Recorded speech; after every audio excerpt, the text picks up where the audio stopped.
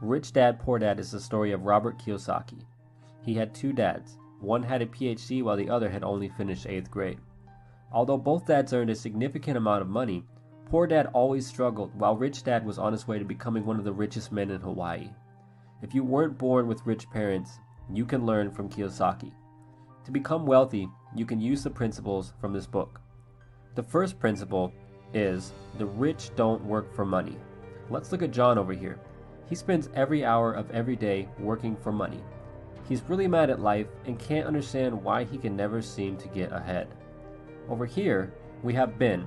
He makes the same amount of money as John, but Ben spends most of his time looking for assets to add to his collection.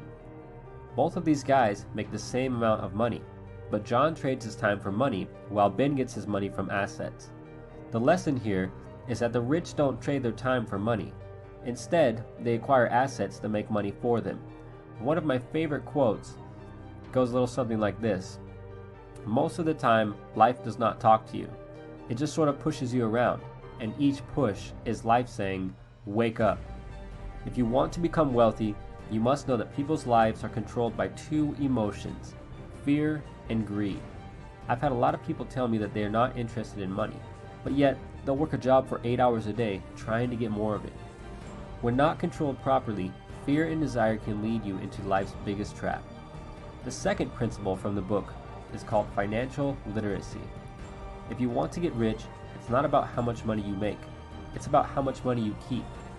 Intelligence solves problems and produces money, but money without intelligence is money soon gone. Did you know that rich people acquire assets while the poor and the middle class acquire liabilities that they think are assets? To become wealthy, you must understand the difference between a liability and an asset. All you have to remember is that assets put money into your pocket, and liabilities take money out of it. This is one of the only rules you'll ever need to know if you want to become rich. A lack of financial knowledge is the number one reason why the rich get richer and the poor get poorer. The third principle from the book is mind your own business. To sum this principle up, the book is telling you that the rich focus on their assets while everyone else focuses on their income statements.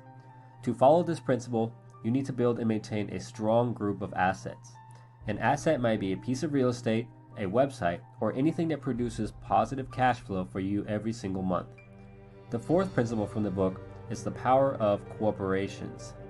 If you're watching this video, you probably don't know that corporations are one of the biggest secrets of the rich, and they serve as a smarter way to play the game of life. The rich use corporations to take advantage of legal tax loopholes and protect their money. If you own a business and make a decent amount of money, you need to consider setting up a corporation. To get rich, the book says that you need to train your financial IQ, which is comprised of your knowledge across several broad subjects. To increase your financial IQ, you must increase your knowledge in the areas of accounting, investing, understanding markets, and the law.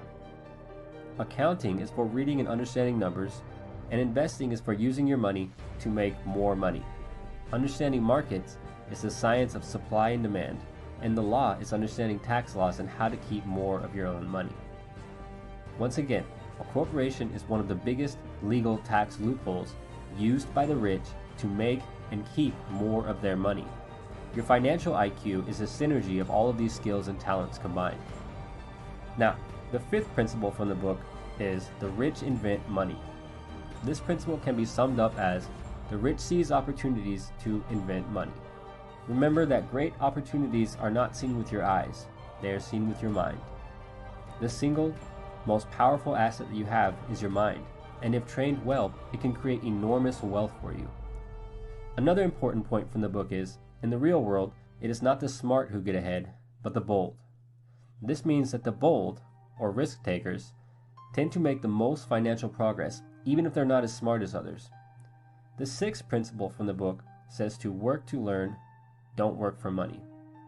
This means that rich people work to learn, and not for job security. If you want to get rich, you should know a little bit about a lot of subjects. One of my favorite quotes is, JOB is an acronym for just over broke. It means that focusing only on a job will prevent you from becoming truly wealthy. Now, the seventh principle from the book is overcoming obstacles. The primary difference between a rich person and a poor person is how they manage fear. Even if you have an excellent financial IQ, there are a few major obstacles that will hold you back from becoming rich. These obstacles are fear, cynicism, laziness, bad habits, and arrogance. Some people are so afraid of losing that they lose. Cynicism is the kind of like another word for self-doubt, and for many, it's a major obstacle. Laziness is another obstacle that we all struggle with. I remember after I first started getting results in the gym, and once I'd achieved what I considered to be a decent accomplishment, I started to get lazy, and I didn't want to go to the gym as much. The same laziness that prevented me from going to the gym can hold you back from becoming rich. Bad habits can have the same effect. Stop watching so much television and going out to drink on the weekends. The final obstacle that everyone must face is arrogance. Robert Kiyosaki said, "Every time I've been arrogant, I've lost money because I believed that what I didn't know wasn't important."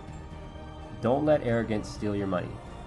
Now, let's look at the 10 steps to awaken your financial genius. Step number 1, find a reason greater than reality, the power of spirit. Have a strong reason to pursue financial independence. Step number 2, make daily choices.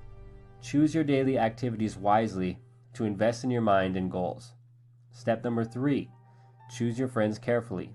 Be careful who you choose to associate with. Step number 4, master a formula, then quickly move on to the next. Financial success is closely linked to how quickly you can learn new formulas for making money. Step number 5, always pay yourself first to enhance your self-discipline. If you can't control yourself, don't try to get rich. Step number 6, pay your brokers well. It's hard to measure the power of good advice. Step number 7, be an Indian giver. With the right deal, it is possible to get something for nothing.